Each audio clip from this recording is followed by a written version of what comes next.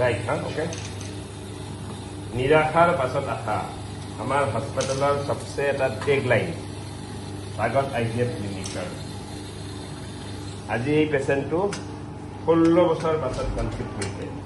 চ' IVF এই IVFটো আমাৰ স্বাগত হস্পিটেল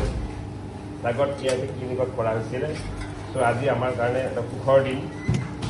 পেচেণ্টটোৱে 16 বছৰ পাছত এটা বাচ্চা পাইছে বয়াগৰ নিচিনা জেগাত আমি IVF কৰিছিলোঁ 2012 চনত আৰম্ভ কৰিছিলোঁ আৰু আজি 10 বছৰৰ ওপৰত আমি সেৱা আগবঢ়াই আছোঁ আৰু আমি কম গুণে সুখী নহয় এনেকুৱা এটা যে ছাৰ্ভিচ দিব পাৰিছোঁ এই সাধাৰণ উদাহৰণেদি কৈছোঁ 16 বছৰ পাছত আমি পেচেণ্টে 16 বছৰৰ পাছত কনচিভ কৰিছে থ্ৰু IVF বয়াগতে বহি সাধাৰণ 15 বছৰ ন 15 বছৰ ন 16 বছৰ 15 মাহত পাবা বাচ্চাৰে ল'ৰা হৈছে দেই ল'ৰা হৈছে দিয়ে বঢ়িয়া